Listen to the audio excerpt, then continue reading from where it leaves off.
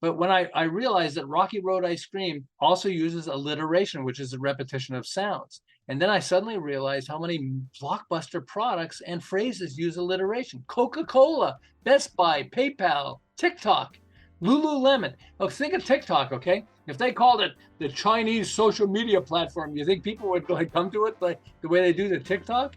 I mean, here's billion-dollar companies that use alliteration. Thank you for tuning in to Hacks and Hobbies with your host, Junaid. We're visited by our amazing guests coming from all walks of life. We want to learn their story, their struggles, and their journey on how they got to where they are today.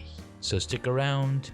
In this episode, we're embarking on a captivating journey through the power of persuasion, emotion, and the secrets that make ideas stick. Our guest today has a wealth of knowledge and experience in crafting messages that resonate deep within the human psyche. But before we dive into the depths of persuasion, let me remind you that this episode is brought to you by Home Studio Mastery, where you can learn to create the perfect space for your content creation needs. Now, without further ado, let's unravel the secrets of making messages memorable and unforgettable. James, thank you so much for coming on to the podcast. Oh, thank you, Junaid, for having me.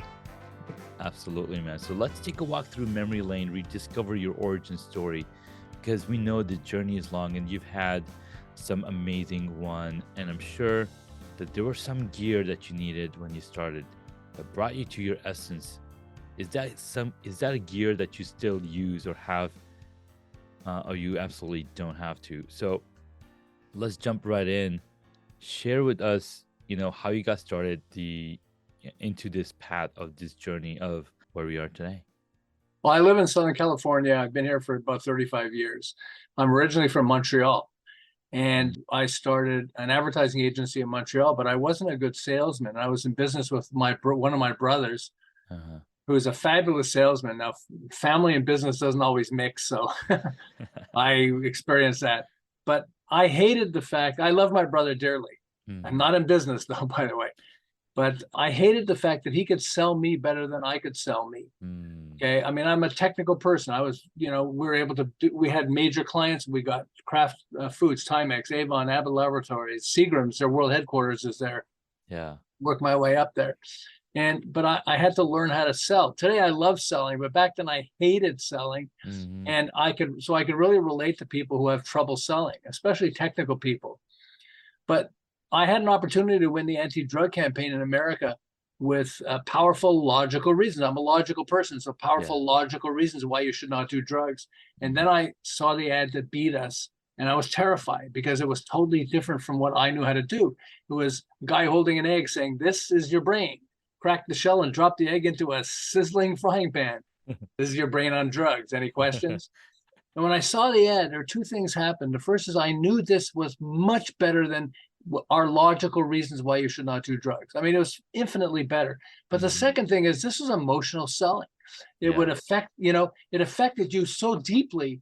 I mean, it was much more powerful than if I was throwing logic at you. It's one of the things I realized, as I went through the process and learned this about brain glue, is that we make decisions for emotional reasons. We back it up with logic. I mean, it's just you're coming up with the name pod glue. I mean, it starts affecting people. And let me give you some examples. Well, so what happens? I wrote "your brain on drugs" on a 3x5 card, so I'd remember it. And then I got this idea. I mean, I got to learn how to do this, but nobody teaches it. They don't teach it in school. Okay, there's superficial things sometimes you read out of books, but nobody really talks about it. And that's why people are considering my book a blockbuster. Like, it's mind-blowing because it's opening up your mind to stuff that we see all the time, but we don't realize why it works. I'll give you some examples in a second of all the different types of things it works. It gets, it got O.J. Simpson off from an almost certain guilty verdict in a murder trial with, if the glove doesn't fit, you have to acquit. Like, what? I remember two of the jurors were asked, with all that evidence against OJ, why'd you let him go free? And there are two jurors, and they looked at the journalist and said, well, we knew if the glove don't fit, you must acquit. The glove didn't fit, so we had to acquit. Really? I mean, it's just so powerful. The Timex ad, it takes a licking and keeps on ticking. I show in the book how you see that ad and how you create ads like that. So they're powerful. That slogan alone helped Timex dominate the watch industry. Steve Jobs had, the computer, the original Macintosh, and then he had it say hello. It's a big thing. If you ever watch the movies with Steve Jobs, they always talk about, no, I want it to say hello, because it sounds like a robot. And people were just like, do we have to? Do we have to? And he said, no. But he recognized brain glue, that once you have the computer talking, that especially back then, it freaks people out and they become hooked on Apple. Yeah. And that's one of the big reasons why people were so dedicated and are still dedicated to Apple. Yeah. Apple computers. But John F. Kennedy said, ask not what your country can do for you, ask what you can do for your country. It's like, wow.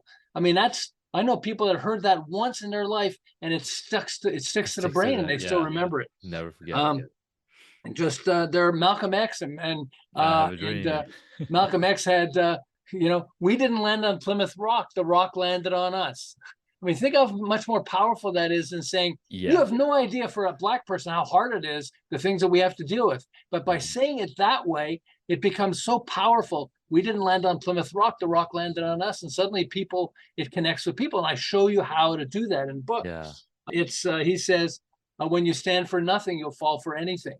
That's chiasmus, by the way. That's one of the tools. And it's like, wow, that's profound. And when you hear it, I mean, it's just comedians use it.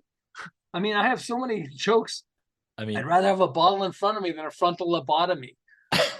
Okay. Comedians use this all the time. Yeah. Mae West, who was in the early days of the movie business, a movie industry, had tons of those. She loved them. Women like a man with a past, but they prefer a man with a present.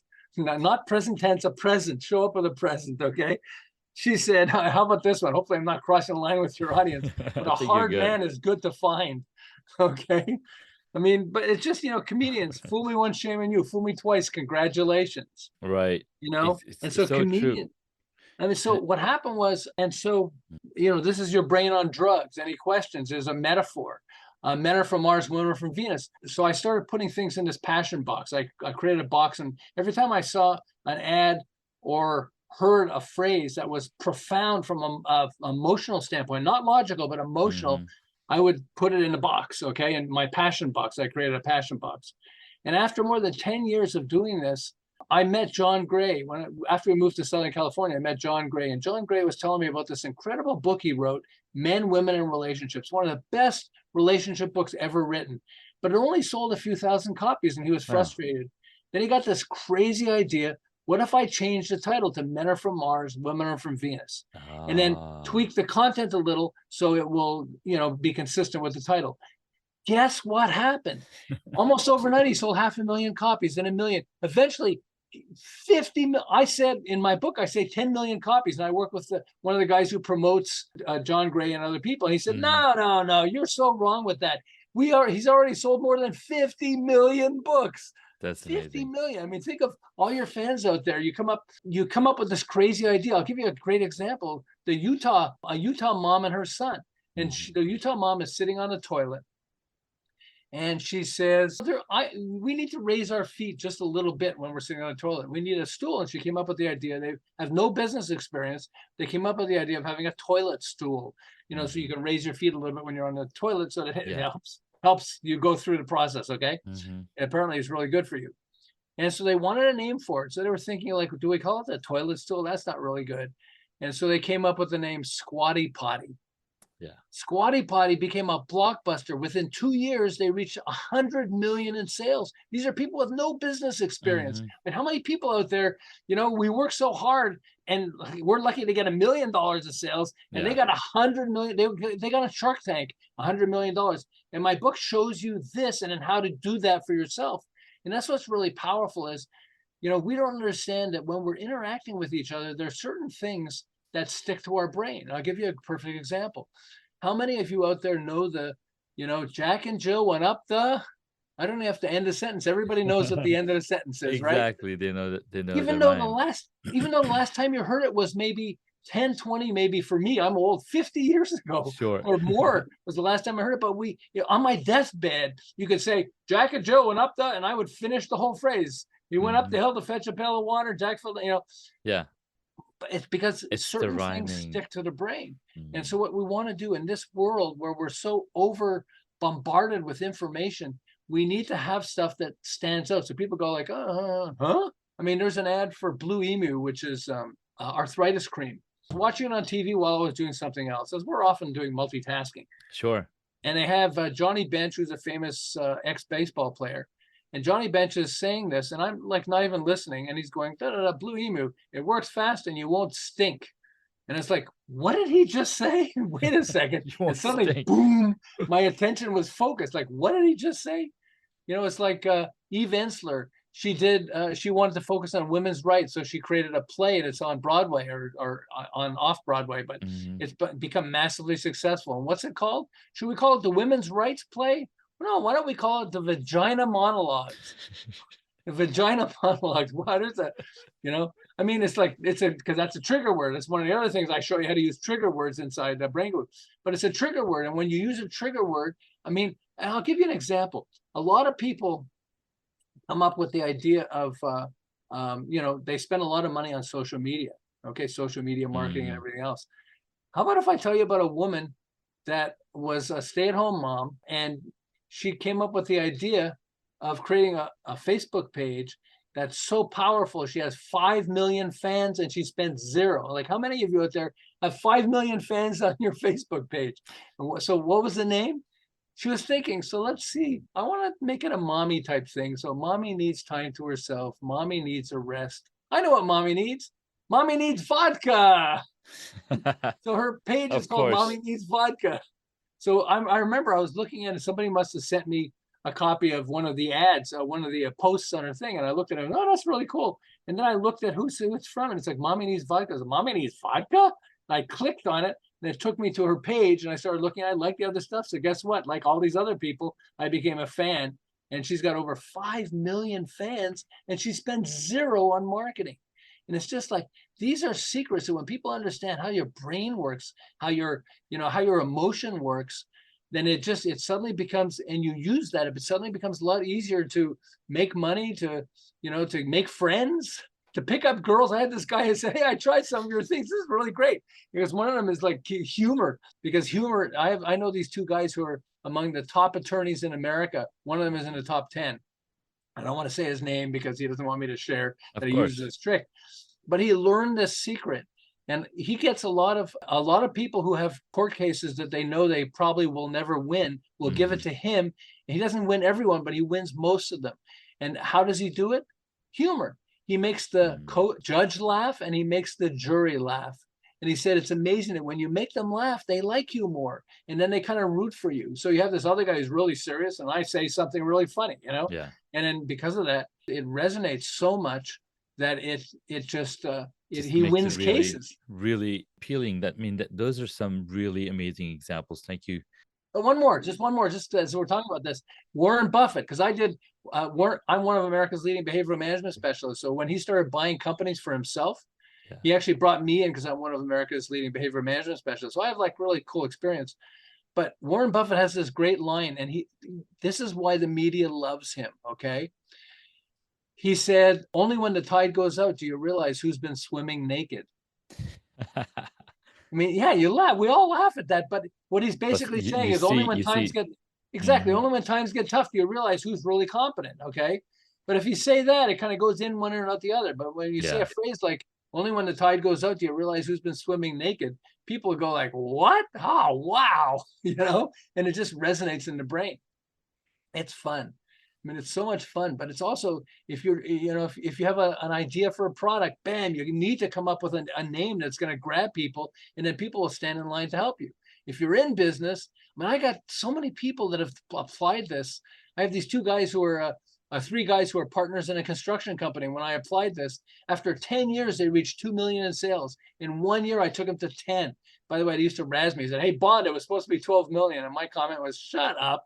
They bought each other the biggest BMW as gifts, and then they went to 32 million 2 years later, just because they changed the name and how they describe their product or business. I mean, I love that. People start to understand it. It's mind blowing. You're so right. I mean, some of the examples that you give just stick in your head, and they're also like earworms, right? The songs that stick in your head is because they're using those repetition. I think there's a song by Selena Gomez, I Love You Like a Love Song. Like that song sticks in your head because the way she sings it. Of course, we have the one example that I was thinking about was I Have a Dream, the speech by Yeah. By Martin Luther King Jr. Exactly. That was Okay. profound. And you know what was really cool Profound. about it? It wasn't written as part of Nope, his it speech. was not written at all. It came from his heart. I mean, somebody said to him, talk about that, so one of the Yeah. people in the audience who was a real fan of his, but it came from the heart, and it went from his heart to our heart. That's why it ended up being so profound. I mean, it's just when you understand this, I mean, I'm a right brain thinker. I'm a logical person, as you are. Most of the people out there are. I mean, if you're really good at something, you tend to be a logical person, but logic doesn't sell. I mean, sometimes they'll buy it because they like you. I always say no, like, trust. Okay. So, No, but like and trust. it can't be dependent. You can't depend on that. Although that'll be good. You have to, use some of these tools. And then what happens? It becomes radically easier to get the response you want from the person. If you're trying to, if you're trying to get your boss to give you a raise, if you're trying to talk your boss into something, you're trying to get a great job. I mean, they have two people they have to choose from, and one of them is really funny and fun. Which one do you think they're going to choose? You're gonna go with the funny and fun one because exactly. It's more likable, more adaptable, more somebody you can, hang out and have a coffee with and have a chat with, because we want to have fun. Try to stay away from stuff that's boring, stuff that's not going to bring you pleasure, right? You try to avoid those things. So well, it triggers really oxytocin, which is actually there's a chemical reason why humor works. If somebody is, the fight or flight drug is called cortisol. Okay. So in our brain, if somebody pisses you off or scares you, oh my gosh, are we going to, are they going to shut down our podcast or whatever? Right. I mean, suddenly you freak out. It triggers oxytocin in our body, in our brain. Okay. And it triggers through our body. I mean, it triggers cortisol. And cortisol is a fight or flight drug that literally stays in your bloodstream for up to 36 hours. Holy So smokes. if somebody pisses you off today or yesterday, and somebody tries to talk you into something today, there's a good chance you'll say no because I'm so, I still got anger in me or whatever. Okay. But cortisol, but oxytocin is triggered by humor and then a few other things, like if you can get somebody interested or fascinated. But if you can tell somebody a joke, there's a very good chance that they will be much more receptive to you because oxytocin actually makes people much more. It's the love chemical that goes through your body where you feel much more comfortable doing things. I tell jokes all the time, and I'm terrible at jokes. Sometimes they torture me with it. But I had a company, it's a martial arts equipment company, and they're going through a turnaround. And so they brought me in to help them and when you're going through a turnaround, the owner of the company is freaked out because am I going to go bankrupt? And then the employees are freaked out, even if he doesn't share that with them, because they realize things are tough. Am I going to lose my job? So that's cortisol. I mean, that's a scary thing. And it takes away the creativity in us. So I started by saying, these guys tortured me with this. I was there for over a year. I said, so the maintenance man is hiding in the maintenance closet. And whenever people would come up to the closet, he'd open the door and scream, supplies. Surprise, supplies. It's supplies. So, okay. And it's not the greatest joke in the world. But for over a year, I would look inside the window of somebody's office and I'd see the stress on their face. So I'd knock and open up the door and they'd see me and go, hey, supplies. They tortured me with the supplies line for over a year. But you could see the body language change. And suddenly they went like, and it's just, it chemically affects our body. This is what's powerful about brain glue is it's wired into our brain. Yes, it is. When you can, this is not about manipulation or anything like that. No. Understand when you can understand that, if the glove don't fit, you must have quit. I mean, what would most attorneys say? Hey, if the glove doesn't fit my client, you have to let him go free or something like that. Okay. Yeah. But he recognized that rhyme can be a tremendous, powerful. Tremendous tool to, exactly. Man, this has been mind-blowing for me. Thank you so much for sharing your origin story, some of the cool tips and cool examples that you shared. Just, I'm like, okay, I need to read this book because it's going to help me create better messaging, better marketing material, better promotional stuff for my own services, for my own business. And the more memorable you are to people, the more they're going to remember you. For example, when I was at Podcast Movement last week, I would share, hey, my name is Junaid. It rhymes with lemonade, or Junaid like lemonade. So they're like, oh my God, I'm never going to forget that because everybody drinks lemonade unless you're allergic to lemonade, which is weird. Yeah, really. But It That's a works. really cool thing. It works, and it's memorable. So you gotta And have lemonade's those. fun. So they think of you're the lemonade guy. Yeah, Janae. Yeah, yeah, right. And then when we go for dinner, I'm always ordering lemonade because it runs with the name. That's Oh awesome. my God, it's so cool. That's awesome. I got to hear, some of the early stories that you shared. You were not able to sell yourself, but your brother was really good at selling you. Because here's the fun part, and I wanted to interject or introduce you. When we try to sell ourselves, we feel like a salesperson. We feel like we're trying to sell something that we don't believe in, right? But Right. when somebody else is selling us, they believe in us so much, and that energy transfers telepathically into the person that they're talking to. So it's so much easier to sell somebody else or sell something else than ourselves. And when I published my book earlier this year, it's like, why is it so easy to sell my book or talk about my book as opposed to some of the things that I offer? And I was like, well, there's a lot of content. There's a lot of good stuff in this book that you can get out of. So thank you so much for sharing.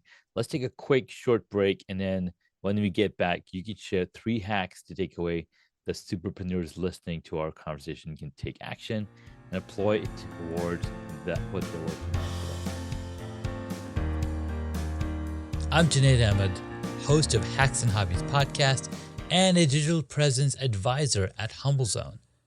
This episode is brought to you by Home Studio Mastery. I launched a consultation and course program to help podcasters and course creators to create a space in their homes that will reduce the friction of creating content and appearing their best when showing up on camera. The pandemic gave us a lot of issues, but this one is here to stay. We're now so much closer to our audience thanks to video becoming more popular and affordable. I help guide folks who want to create Hollywood-worthy studios to not only capture great content, but also build more confidence, more authority, and be more comfortable in front of the camera. If I can do it, you can too.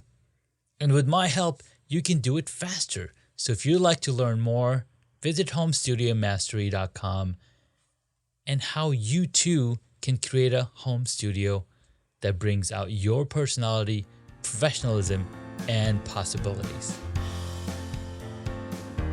Hey guys, welcome back to the episode. We've been talking with the one and only James Bond, author of Brain Glue, an international bestseller book. James, you have some hacks to share with the audience today.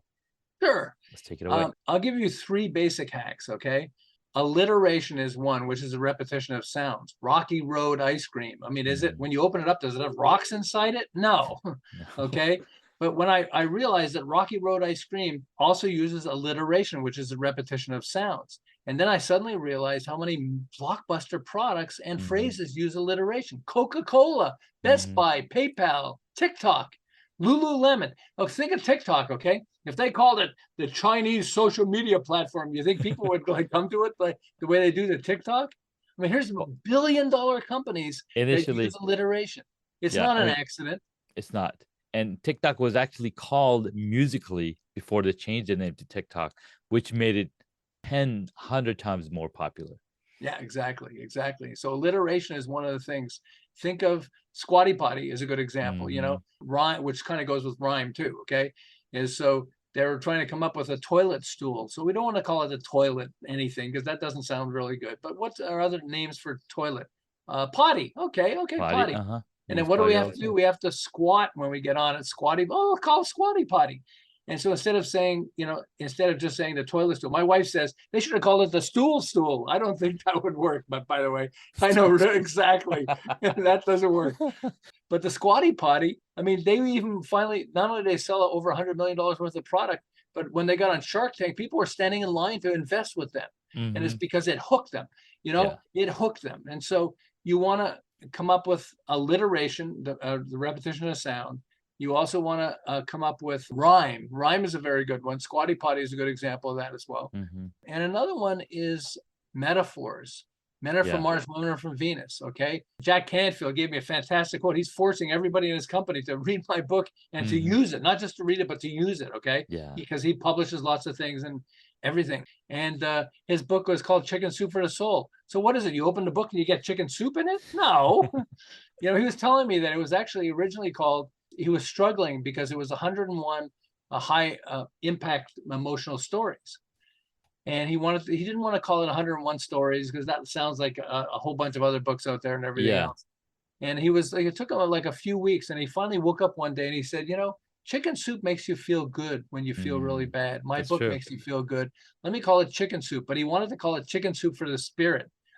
But it bothered him because it doesn't sound right. Chicken soup for the spirit doesn't, it didn't resonate. And then he went back to alliteration, repetition of sounds. S-O-U-P, S-O-U-L, chicken soup for the soul. That sounds much better than chicken soup for the spirit. And then he used that. And he was telling me, I use this stuff, which is like straight out of your book. I didn't even realize it. I didn't read your book. And that's why I've written like 47 other books, and none of them use those tools. I can't believe it. Because that tool, he sold 500 million books. Can you imagine? Wow. 100 million Chicken Soup for the Soul and 400 million of the other chicken soup in the series. Chicken Soup for the Teenage Soul, Chicken Soup for the Cancer Survivor Soul, etc. 500 million books. That's amazing. How many people live in America? That's a lot of books. That's more than the population of America, which is amazing. Exactly. And it's all because, he promoted it. But we have people to promote stuff that's really good, and they're lucky if they could sell a few. He sold 500 million copies. Wow. And it's because he came up with a metaphor. It's like, what's it like? And the crazier the metaphor, the better. I was using a Warren Buffett, only when the tide goes out do you realize who's been swimming naked. Well, that's a metaphor. It's a funny one, so now you got humor too. But so those are three powerful tools, rhyme, alliteration, and metaphor. And I think if you consider, let me give you a quick example. So I have these three guys who after 10 years, had a construction company that reached 2 million of sales. In 1 year, I took them to 10 million. What I did was I started with a whiteboard and I said, let's take a look at all the different types of clients you've gone after in the past 10 years. Okay, blah, blah, blah. It took them a while to list it out. Then I said, let's pick one that you could focus on if you were going to focus on one and drop everybody else. And they said, well, we don't want to drop it. I said, it's just a game. Let's do that. So they took a while and they said, fire restoration for insurance companies. We work with 2 insurance companies. We had 3 projects, 2 in one and 1 in the other.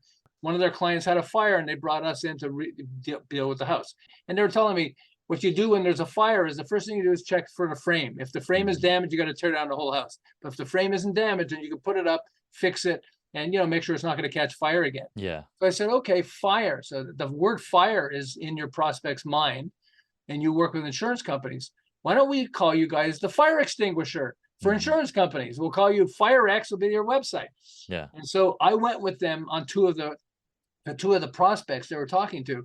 And it's funny because they were actually hesitant. I had to push them. And I said, so just think of us as the fire extinguisher for you guys. Every time you have a client that has a fire, call us, we'll extinguish it financially.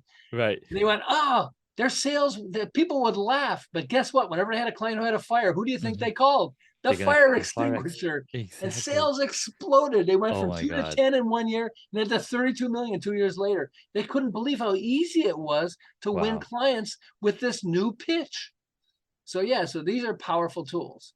I love that, man. I can't wait to get into the book and read it and share with the world, hey, you need brain glue for your marketing, for your products, for your services, because it's going to make it so much easier for people to remember. And James, you've given us so many amazing examples that if people aren't buzzing with their ears listening to this episode, they might not be paying attention. So thank you so much again. All right. I love all of this. This is so powerful. Let's jump into the rapid fire questions that I love to ask my guests. Number 1, what is the one hobby that you wish you got into? Guitar. I wish I was a guitar player. I played and I never stayed with it. And it was so much fun. My wife's brother is a big and high-end musician in Canada, where we came from. And so we were always, fans of him and everything else. But guitar would have been so much fun. It's like summer of '69, you got the guitar, you're playing it, but then Bobby got married and, somebody else left. That's right.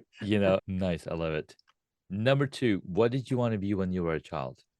This is a really weird thing. Okay. I wanted to be the head of a group.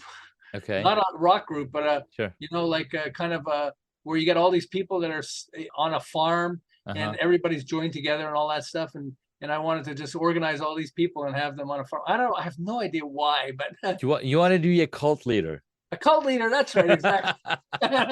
I get to with brain glue because, hey, you guys, let's get into the cult of brain glue and have I fun with like it. that. I like that a lot. Next up, what is your favorite movie or TV show? So I'll give you two. There are a few of them. I love The Martian. That's with So good. yeah, it's such a good movie with Matt Matt Damon. Damon. I love Temple Grandin. A lot of Mhm. people don't know what Temple Grandin is, but Temple Grandin, it was up for eight Emmys, and Mhm. it was with Claire Danes, and it's about the true story of a Temple Grandin who's who has autism. Wow. And she actually, it takes you through her whole story. It's amazing. It's amazing how many people watch the movie and go, first they say it's one of my favorite movies of all time. I can't believe Mhm. how many people love it. And then Yeah. the second is they say, and you know what? I see autism in myself. She actually changed how cattle are slaughtered across America. Wow. So it's more humane, and actually the meat tastes better, believe it or not. Mhm. But it's just an amazing movie. And the other one is The Big Short. I love The Big Short.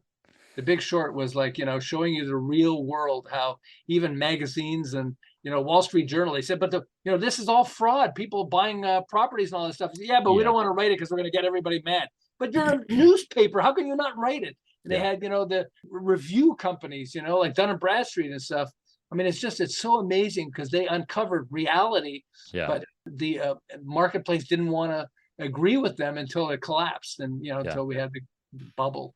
It's crazy. It's crazy, man. Thank you so much for that answer. Next one, what movie would you choose if you got to play a character in it? Not a James Bond movie. I think a James Bond movie. He's got the girls and the cars. That's what I know, right? Yeah. All right, we'll pick a James Bond movie and go with that. Next up, who is your favorite superhero? Superman, but the Christopher Reeve playing Superman. I loved him. He was like, I remember he caught Lois Lane and he says, don't worry, ma'am, I've got you. And she goes, you've got me. Who's got you? He's flying. That was the first movies where, they used Industrial Light and Magic, and their ads were, you will believe a man can fly. And it was really so cool. I love that. Wow. He was just he was so great. That's nice. Awesome. I remember that first Superman movie, and it was really something else for sure. Yeah, it was fun. Next and last question. If you were a board game, what would it be? If I was a board game? Mm-hmm. That's a good question. If I was a board game, somewhere between Monopoly and Snakes and Ladders. Snakes and Ladders is good because you kind of go up, and you hit a ladder, a slide, and you got to go all the way down again and start from scratch if you get the wrong one. I can relate to that. Hey, a lot of people, you come up with a product and you name it wrong, and then you're struggling. You don't know why you're struggling. I remember Pop-Tarts. Sorry, I'm back to the thing, but Pop-Tarts was like that. They stole the product from Post cereals, but because they had a better name, they literally knocked Post stopped selling it because Pop-Tarts was such a cool thing. It pops out of your toaster. It's just he actually stole from Kellogg's. They stole it from Post, and they were so effective. They suddenly Post couldn't even sell anything anymore. They called it Country Squares. So here you have to choose Country Squares or Pop-Tarts. And in fact, you know what? They sold so many Pop-Tarts that when they ran out of Pop-Tarts, they had to remanufacture them, and they apologized. Nobody would buy the Post product. They waited until the Pop-Tarts were available again. It's sad. I mean, can you imagine? The power of branding, right? I invented it and they stole it from me, but they have a better name. So hey. That's so crazy. And something that I've been telling people is it is in our nature to copy, because I mean I have a 1-year-old, so I can relate to that, because we're teaching him, okay, do this, copy me, say say hello. We're teaching them, hey, copy. And then when you're older in school and whatnot, don't copy.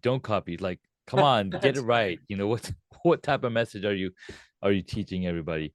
But James, this is so much fun. Thank you so much for your time. We'll be sure to include links to your book, links to how people can reach out to you in the show notes. But what is your favorite place for people to connect with you?